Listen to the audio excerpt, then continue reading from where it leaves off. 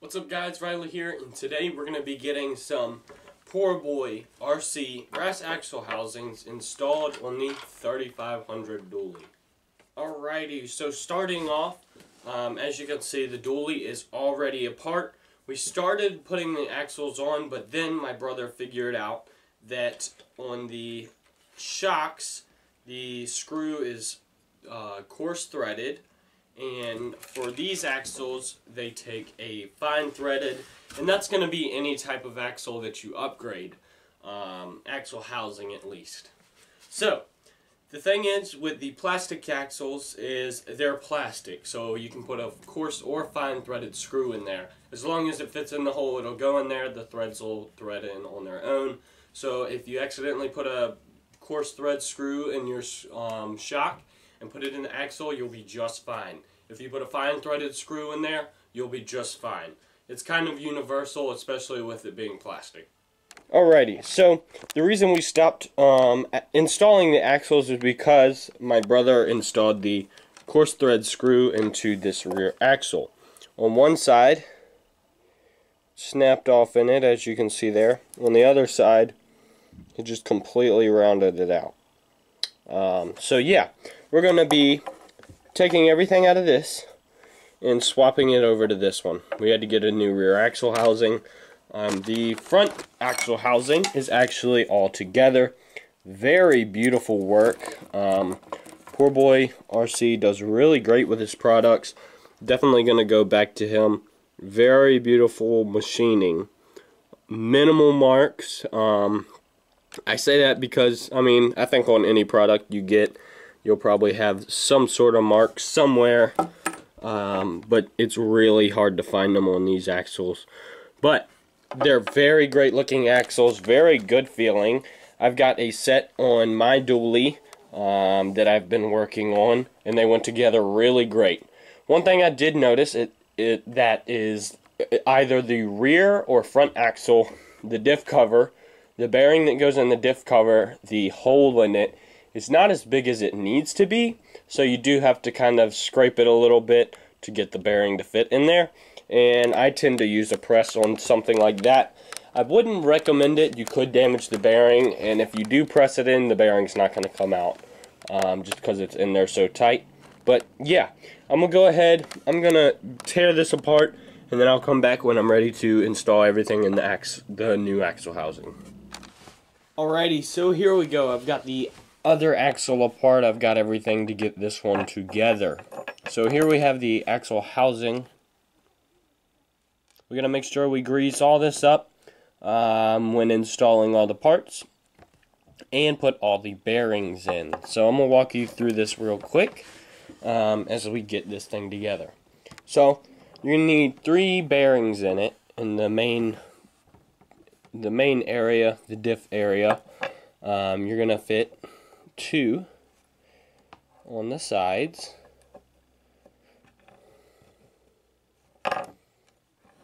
These are pretty small. You got to be careful with these bearings. Be careful not to lose them. I'm going to press it on over. Make sure it's in there correctly. So, as you can see, the 2 bearings on the left and right. Then we're going to drop one all the way down in there. And what I like to do for this one is I've got the wheel nut wrench, and it's the perfect outer diameter. It matches up with the the outer ring of the bearing very nicely to keep you from pressing on the center of that bearing. So there we go. We've got all 3 bearings in that area. The next bearings we're going to have to put in are going to be one right here, and then one on the other side. I'm not going to put those in until I am ready to get the axles in.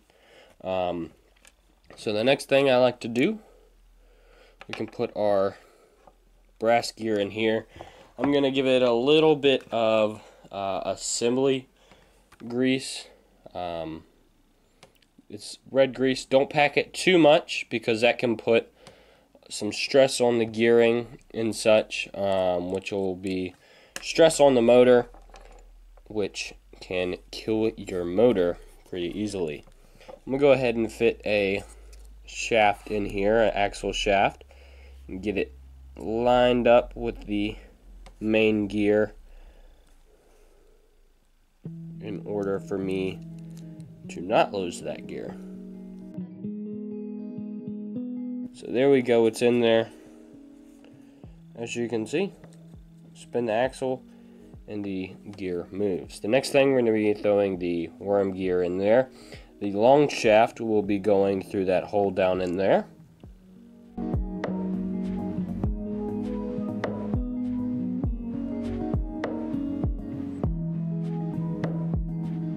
Alrighty, so there we go. Took a little longer than expected, longer than it should have. I'm going to throw the other axle in on the other side. Went in super nicely. Uh-oh, popped out, so you do have to be careful, they will pop out. I'm then going to add a little bit more grease to the worm gear, and then put the diff cover on. Alright, so here we go. I've got some grease in there. We're going to go ahead and throw the diff cover on this end of it. Nice heavy diff cover. I already have the bearing in the diff cover. There's a bearing that goes in it. Here, let me see if I can show you guys. Right there. That one's pressed in. It's the rear axle that might have the hole that's not exactly big enough for the bearing, so it's kind of a tight fit. Next thing, obviously, we don't want to forget our link mount before we screw the diff cover on. So there we go. That's going to be the basic rundown of the diff. Then we're going to throw the bearings in the side, just like that. And that's what's really nice with the wheel nut wrench, is for something like this, it's got a nice deep well in it, so that axle shaft won't be blocking it. And as you can see, it's a nice fit on the outer diameter of the bearing, and you can really press it in. Let me get this axle in there. There we go. And then you just press it in there. Easy peasy. I just blew the diff cover off of it. We'll put that back on there. And, yep, next thing we're going to do is we're going to throw the screws in it real quick. So the two really long screws are going to go in the top, the link riser. It should slide in most of the way, and then there's like 1/8 of an inch maybe to screw it in.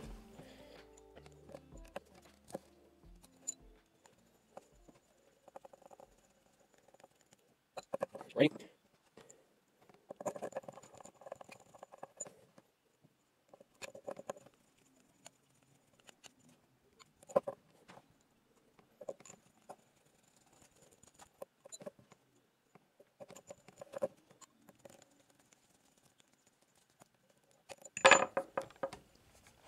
Alrighty, so the diff is on there. We've got all 6 screws in there. The next thing is you're going to add the 2 little screws at the end of the axle housing. So these are going to be some pretty small screws, as you can see here.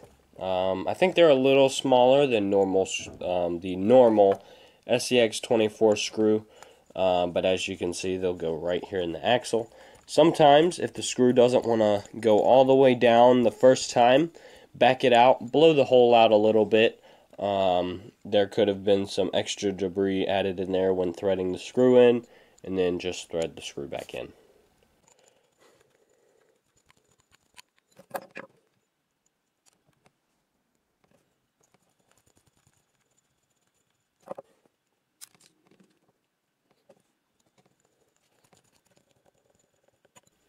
Alrighty, so here we go. We've got a complete axle now. It went together like really easy. Even with me having to film, the camera's right in front of me, kind of in my way, and it still went together pretty easily. So the next thing we're going to have to do is we are going to pull these shock balls out, and then we're going to take some stock SEX 24 links. We're going to punch the ball joint out. These are already out of these links, but just for reference, we're going to punch the ball joint out, put the ball joint in the shocks, and then put a regular screw through there. And that is how we're going to mount the shocks onto these axles. You got to make sure you're using an aftermarket screw and not a coarse thread screw, or else you will snap a screw in the axle housing or strip the hole out in the axle housing. So I'm going to go ahead, I'm going to get all the shocks set, I'll get the axles on and ready for some more filming, and I'll catch you guys when I've got everything back together. Alrighty, so here we go. We've got the axles on and the dually back together. We've got all the tires on, as you can see, and she's about ready to drive. So I'll go ahead and pull the body off so you can look at these absolutely beautiful axles. So there we go. These things are just so beautiful in this truck. They really help with the looks of it. Mostly the clean looks of it and such. It just, as you can see, looks great. The Mofo RC brass links are kind of blocking it on the front, but on the rear, that axle really shines. I really like the Poor Boy RC logo. It's just a cool little logo, especially on the builds such as this one. Like I was talking about earlier, very beautiful machining marks. As you can see, very minimal marks on it at all, and they're just very good finish on them, and very nice weight. So this with about 70 more grams with the this has about 70 more grams with the axles on there, so she is plenty heavy. As you can see, the thing looks really good. I'll show you right here with that brass axle. The hitch is kind of hiding it, but man, doesn't that thing look good. So it is a little laid out. It's a little bit dark, but we'll take her out, throw the trailer behind it, maybe drive around in the rocks and see how it does. Alright, so here we go.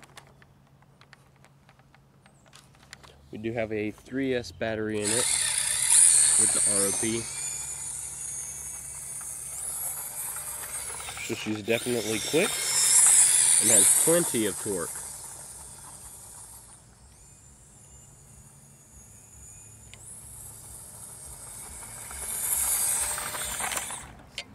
Pretty awesome. We'll take it on the rocks and see how it does there with all the added weight.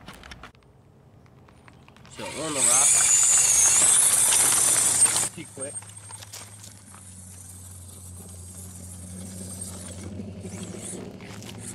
This is our load. Both the load and the trailer. Throw that on there. Throw that back on there. See how that does.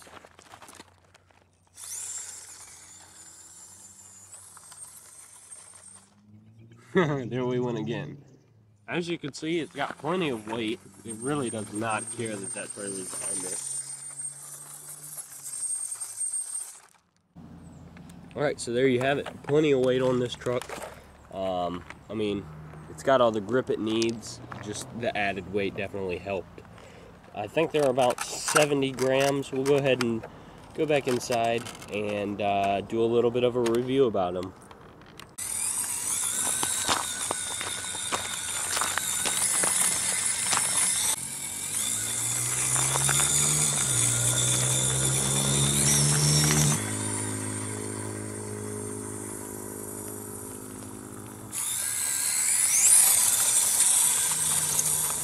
Alrighty, so there you have it. Those are some pretty great axles. So a bit of a review on these. I do have to say they're pretty heavy. They're brass, so obviously they're going to be heavy. They went together very nicely, very well. The finish on it, like I've said through the video, is very great. Definitely worth the price. Another thing is the price. Surprisingly, I think these are about $50 after tax and shipping for me. So that was definitely a big deal for both the front and rear axle housings.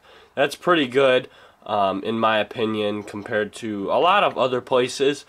So I'm definitely happy about the price and the quality with the price. It's just amazing.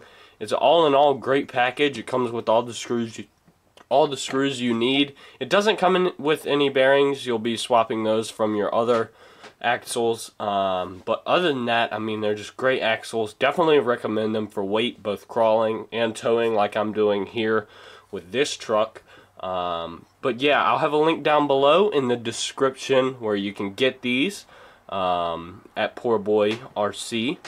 And yeah, like and subscribe, hit the notification bell, and I'll see you guys in the next video.